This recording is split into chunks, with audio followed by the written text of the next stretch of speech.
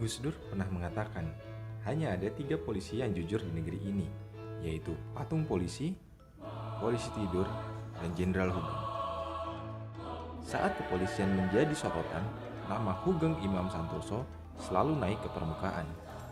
Jenderal Hugeng lahir di Pekalongan pada 14 Oktober 1921. Beliau merupakan seorang mantan Kapolri kelima Indonesia yang terkenal dengan polisi paling jujur dan berani di Indonesia oleh media dan masyarakat. Jenderal Hugeng selalu menjadi referensi abadi bagi siapapun yang mencari contoh pejabat jujur dan berani. Kata yang terkenal dari Jenderal Hugeng adalah, selesaikan tugas dengan kejujuran karena kita masih bisa makan dengan nasi dan garam. Terdapat nilai-nilai berakhlak dari sosok Jenderal Hugeng adalah sebagai berikut. Berorientasi pelayanan. Jenderal Hugeng tidak hanya terkenal oleh sikap anti korupsinya. Jenderal Hugeng juga sangat peduli pada masyarakat dan anak buahnya. Saat sudah menjadi Kapolri dengan pangkat Jenderal berbintang 4, Hugeng masih turun tangan mengatur lalu lintas di perempatan. Hugeng berpendapat seorang polisi adalah pelayan masyarakat. Bagi Jenderal Hugeng, semua polisi dari mulai pangkat rendah sampai tertinggi, tugasnya adalah mengayomi masyarakat. Akuntabel. Saat menjabat, Hugeng mengajarkan betapa pentingnya integritas dan sikap anti korupsi. Ketika pejabat lainnya menyerukan anti korupsi, Hugeng telah menolak segala hadiah dari siapapun yang menyimpan udang di baliknya. Untuk mencegah adanya penyalahgunaan wewenang, Hugeng melarang anaknya menggunakan fasilitas jabatan sang ayah hingga melarang anaknya untuk menjadi akabri agar tidak mendapat keistimewaan. Kompeten. Sebelum bergabung dengan kepolisian, Hugeng terlebih dahulu kuliah di Fakultas Hukum di AMS Yogyakarta. Baru setelahnya bergabung dengan Akademi Kepolisian pertama di Magelang. Dalam menjalankan tugas, Hugeng selalu menjalankan tugasnya dengan kualitas terbaik. Hal ini dapat dilihat ketika menjalankan tugas, Jenderal Hugeng tidak pernah gentar berhadapan dengan siapapun untuk menegakkan kebenaran.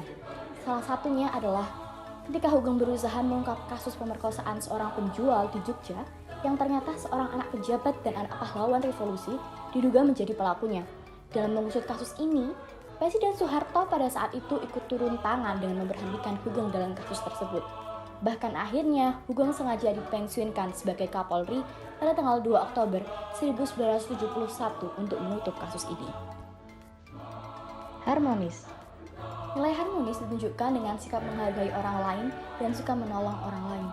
Hugeng merupakan sosok yang sangat menghargai orang lain tanpa melihat latar belakangnya. Lahir dari keluarga Ambtenar Belanda, beliau tumbuh jauh dari watak kaum feodal. Beliau memegang teguh ajaran bahwa kekuasaan bukanlah hak istimewa untuk berbuat sewenang-wenang, melainkan amanat untuk melindungi yang lemah.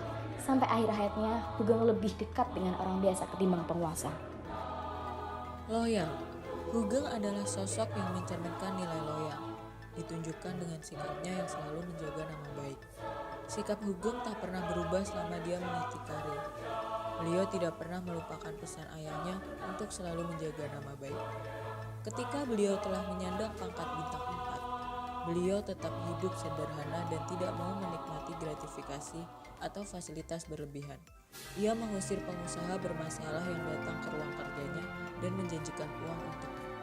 Karena ketegasannya tersebut, Hugeng akhirnya dilengsarkan dari jabatannya, yaitu Kepala Kepolisian Republik Indonesia. Adaptif.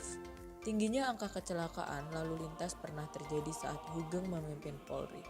Kecelakaan tersebut didominasi oleh sepeda motor. Pada saat itu, penggunaan sepeda motor asal Jepang tengah tren di masyarakat. Hal tersebut mendasari beliau untuk mengeluarkan sebuah kebijakan, yakni kebijakan menggunakan helm bagi para pengendara sepeda motor.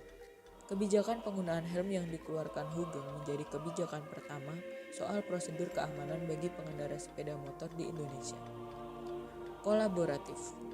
Hugeng merupakan sosok yang terbuka dalam bekerja sama. Di bawah kepemimpinan beliau, peran serta kepolisian Indonesia dalam organisasi polisi kriminal internasional semakin dipergiatkan. Untuk itu, dibukalah Sekretariat NCB atau Biro Pusat Nasional Interpol di Jakarta.